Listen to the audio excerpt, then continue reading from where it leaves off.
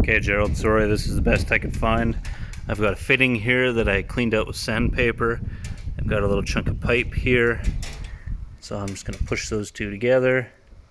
And I didn't have any flux, or I have flux, but I can't find it. So I found some flux core wire, so that's going to have to do well enough. So I'm going to fire up this torch and just let it put heat on there so I can do hold the camera and solder with the other hand. So it's going to get noisy. I'm basically just waiting for it to get hot enough that the actual copper is what's melting the solder, and then I'm going to wait and I'm going to add copper until it kind of sweats its way around the whole thing.